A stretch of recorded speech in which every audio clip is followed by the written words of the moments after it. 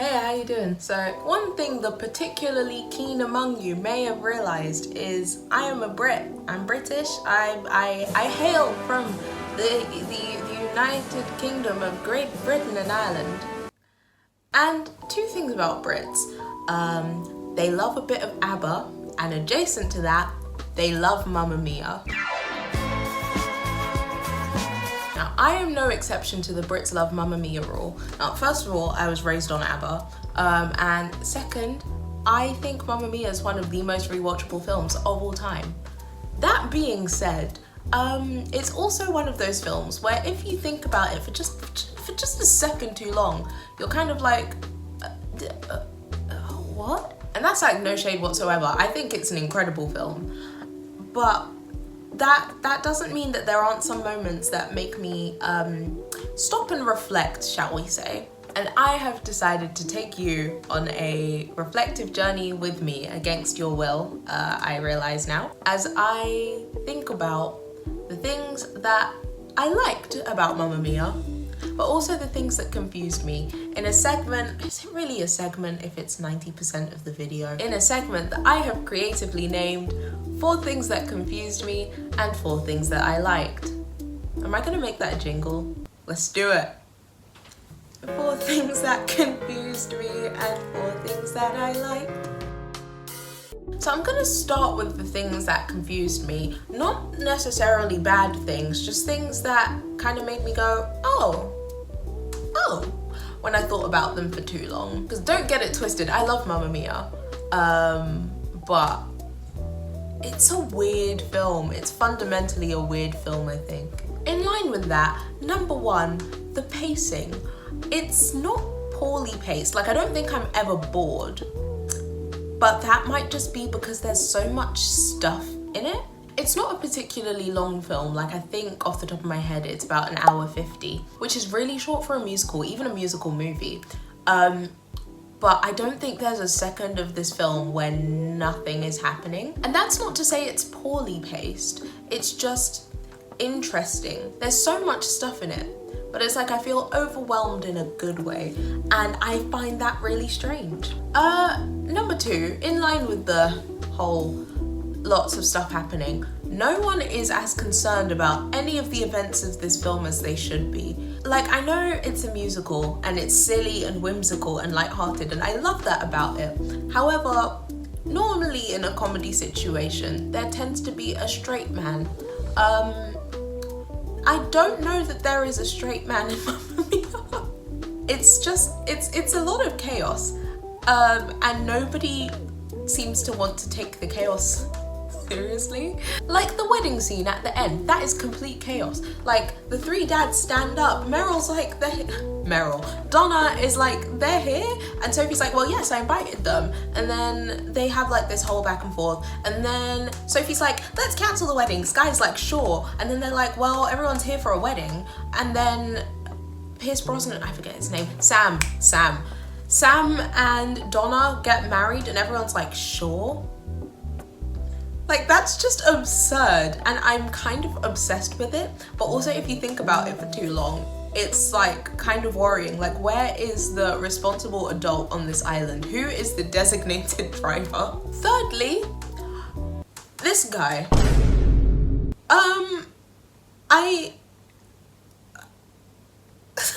I cannot lie, every time he was on screen, I was at least a teeny bit afraid. If I were Tanya, I'd be sleeping with one eye open, for fear that he's lurking in my room.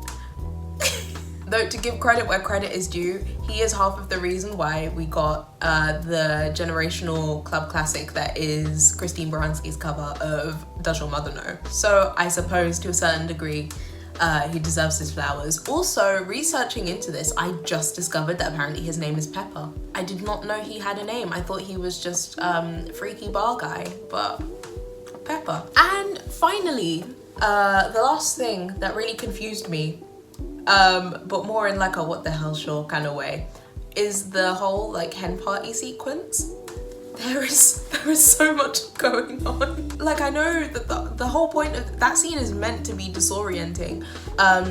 From a filmmaking perspective, you can tell because when Sophie passes out, like the visuals start skipping and the sound starts blurry and going muffled, and it's like meant to parallel Sophie passing out. And I cannot lie, I would pass out too, not just from like the stress of the whole dad's thing, but the colors and sounds and visuals. It's a lot. Like, I think it all kicks off when the men start climbing out the trees. The fact that that's a real sentence I can say speaks volumes. Why are they wearing masks? I don't understand. And frankly, I'm quite scared. That being said, I do love how the hen party sequence is filmed. Like, it's chaos and it gives me a headache, but in a good way, you know? So that's been 5 things that confused me. Enough of all that negative stuff. Not that it's negativity, once again. I do like this film, it's just very weird. Now on to 5 things about the film that I liked, as stipulated by the other half of that jingle of mine. Number 1, this film is absolutely gorgeous, stunning, beautiful, incredible. And I mean that visually. I mean, not that I don't mean it in other senses, but I mean specifically now, visually. One thing about me is I love a bit of colour in a film. I love the saturated colours, the blues in particular, because the setting's beautiful, and I love that the lighting and colour grading does it justice. Like, even if the plot is a bit of, not a mess, well, a mess but in an intentional, really cool way. So a mess. Sometimes I get distracted from the plot just looking at the scenery like, wow, this is gorgeous. Number 2, this probably should have gone first, but even then, maybe it should have gone unspoken.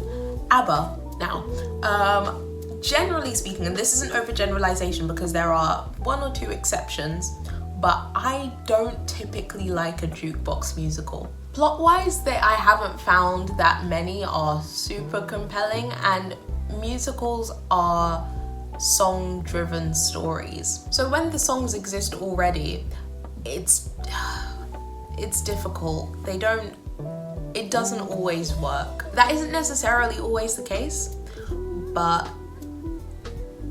often. That being said, I love ABBA's music, and I think that it works fantastically in this film. If you take the lyrics to your average ABBA song, there is a very prominent story. Like, for example, Money, Money, Money. Must be funny. I'm gonna put the lyrics here, am I? I don't know, we'll see. But the lyrics tell a clear story, much in the way that your average song from a musical does. So it makes sense that they can so seamlessly flow in between bits of story like the songs in a musical do. It also helps that ABBA songs are all just bangers, like they were on a generational run. The worst case scenario, you end up with a nonsensical musical with great music. Number 3, tying into that, I think one of the reasons why I enjoy Mamma Mia more than your average jukebox musical, and this is about the film specifically because I haven't seen the stage show yet, but the film really leans into the absurdity of musical theatre. I can say this, hand on heart, as someone who does theatre. Scouts honour. I've never done Scouts. It's weird, it's corny, and it's exaggerative, but it's deliberately like that. A lot of people shy away from musical theatre because it's quote unquote cringe, which fair enough, you like what you like. Different strokes for different... I'm not doing that again. When musicals get turned into films, sometimes writers and studios want to make them as palatable for as wide an audience as possible, which from a financial perspective makes sense. But where that fails is that you lose the exaggerative, glitzy, weird nature of musical theatre that makes it work as a medium. And instead you get things like the Mean Girls movie musical that didn't market itself as a musical, and tried to like popify the songs, and it just did not work. Like, it tried to make an over-the-top musical cool, and musical theatre just isn't anything that this film tries to be, which is why it fails. Also, some of the writing choices in Mean Girls generally are just a bit odd, but that's another conversation for another time. But Mamma Mia doesn't do that, and I think one of the best examples of this in the film is the Lay All Your Love sequence. Not necessarily the first half, but the second half, where men come running onto the beach and they do this very odd dance sequence that I'm kind of obsessed with. Like, it's deliberately silly, over the top, but it feels very much like it's come from theatre. Like, it doesn't take itself too seriously. The dancing queen sequence with the big group dance at the end is so musical theatre. Like, I can imagine that being done on a stage. And I love that Mamma Mia doesn't try to make itself palatable to audiences who don't like musicals. And finally, number 4, I wanted to talk about the film's female-led narrative. I think Mamma Mia portrays femininity in such a beautiful way. First of all, there are so many important female relationships in the film. The whole film is centered around Donna and Sophie's mother-daughter relationship. The narrative could quite literally not happen without it. Even though the crazy main plot is Sophie figuring out who her dad is so he can walk her down the aisle at her wedding. And regardless of whatever other subplots may be going on underneath that, it all comes back to Sophie and Donna's relationship. Alongside that, you also have Donna and the Dynamos.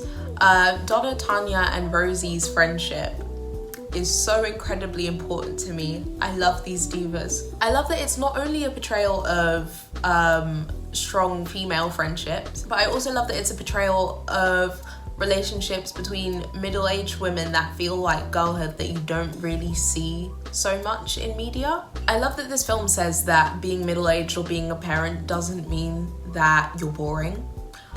Because Donna and her girls still have fun on a regular. And I think that that's such a graceful portrayal of womanhood. I love that they start to go a level deeper with it as well, with Sophie and her 2 friends whose names escape me at the moment.